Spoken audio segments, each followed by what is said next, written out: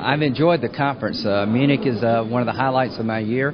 You get a chance to discuss international security issues, and my message this year included 2 points. Number one, about NATO. NATO is an organization that stood the test of time. It stands for rule of law, free and fair elections, free markets, religious tolerance.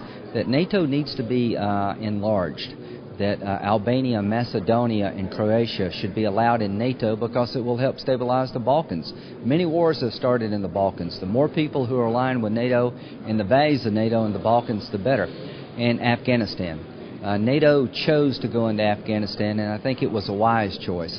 We need to make sure that we do not repeat the mistakes in Iraq, that not having enough troops, letting a vacuum being filled by the terrorists, not repeat those mistakes in Afghanistan. We're not losing in Afghanistan, but we're not winning. And the German soldiers have done a wonderful job in the north. And my message to the NATO capitals is allow the commanders to use the troops where the troops will be most beneficial.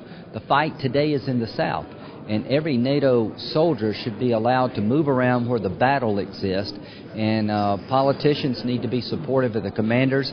I understand that war is unpopular. That's a good thing that it's unpopular, but sometimes it's necessary. And the enemy we're fighting in Afghanistan represents the worst in humanity.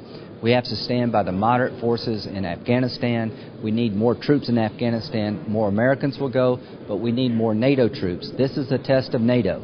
NATO needs to win in Afghanistan.